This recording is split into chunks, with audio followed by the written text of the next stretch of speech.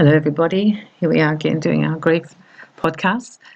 Today, I want to talk about being in the cave, wanting to be in the cave, and not wanting to go anywhere and do anything, see anyone, maybe even eat. And you just need to know that this is part of the process. It's usually at the very beginning, but you'll also have times when months later, or even maybe sometimes a year or two later, you'll still kind of have a place where you retract. You don't want to be with people much, and you tend to just be in your own space.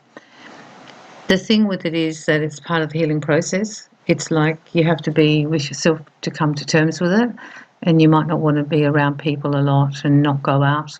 It doesn't mean you're not coping. It's a way of coping. It's actually a way of healing, that we just need to go on a little retreat there into a bedroom or into the Netflix world and just be. It can last for weeks and days. It can last for months. You just need to keep an eye on it. That doesn't go on for too long and you become so antisocial you can't crawl on your way back. You've got therapists and counsellors and doctors and friends and family who will help you with this. It's just part of the process that for some people they need it more than others. Some people go straight back to work.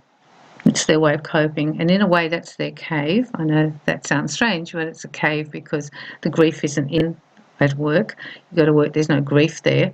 The grief is actually at home or in the car. Therefore, you will go to work and be almost immune from it in some way, especially if no one brings it up. That can be a cave for some people. However, for a lot of us, it's actually being in the literal cave. It's being in our bedroom and just looking out the window, not getting anything done, and pretty much being a total mess. The reason we need it is it's a way for us to regenerate and recharge. If the person has taken a while and they were sick and it was months or years that you were with them and nursed them, then you're going to be very, very tired. It's important that you have some time to recharge, and sometimes just being in the cave helps you do that. You also don't have to be anything. I feel that being in the cave is just a place we can be, and we don't have to be anything. We don't have to put on the mask, pretend everything's fine. We don't have to socialise and say we're doing okay when we're not.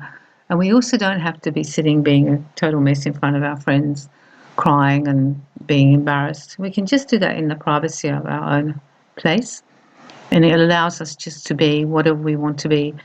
It's not a bad place. It doesn't feel that good, but in a way it's easier than going to the shop or going to the party. I suggest you use the cave as a healing place. It's a little bit like when people have nervous breakdowns and they go to that big place and walk around in the nature and just stay there for a few months to get better. This is what you're doing. You're trying to get better. Now, your cave might be your bedroom. It might be your lounge. It could even be your backyard. It doesn't matter where your cave is, and you could have several caves. I had a few caves. Just make sure that you know that you're in the cave now and it's okay and you're healing, because that's what you're really doing. Because the healing from the grief, like, it's hard. It's really hard, and it's really hard to come to terms with it. It's really difficult.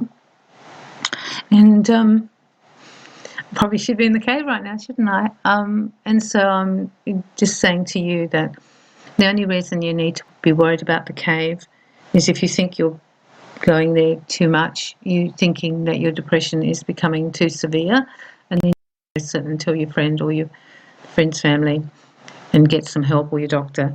The cave's fine as long as it's a part of your life and not completely all of your life. That's what I'm saying.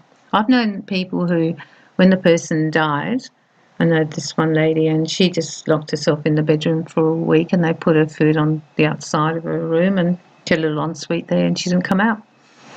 And they just kept an eye on her, but she just needed that. Other people go away. They may take themselves away and go away for a week on their own somewhere to a motel and just let it all out and just be upset and disgusting in their little cave. It doesn't really matter how you choose it, as long as you know that it's a healing thing for you.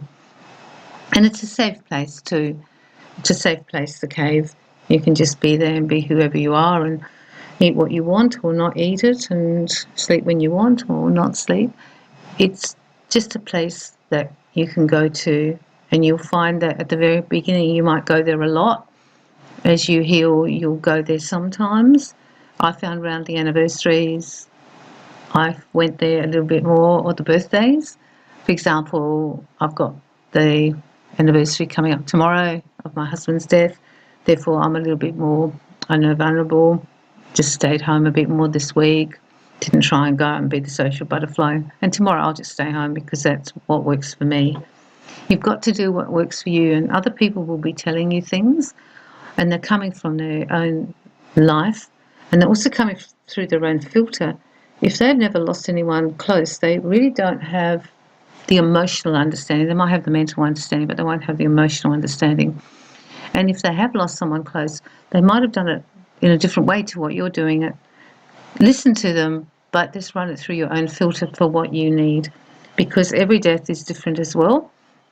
And that's the other thing you need to consider, that the experience might be death of a loved one. However, it might be a completely different experience to what you had, and the relationship might have been completely different to what you had. The cave's a good place to be. I don't mind being in the cave. I let myself be in the cave when I want to be in the cave, and then afterwards I feel better, because I had that time where I could just almost be and let it out, and I could be miserable, and I could be unhappy, and I could be sad, and it's okay, and depressed, and it's okay, and I'll be all that, and then I come out and cook tea.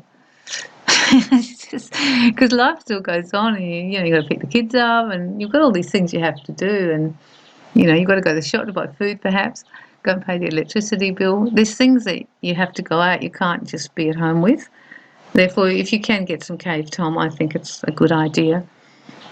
I hope you're healing. I hope that you're getting a bit better. It's all getting a bit easier, but it's pretty hard. I spent a lot of time in the cave at the beginning, and you probably will too.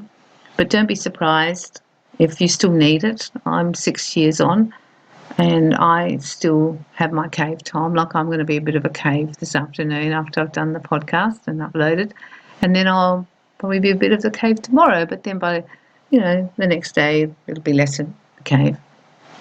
Treat yourself kindly.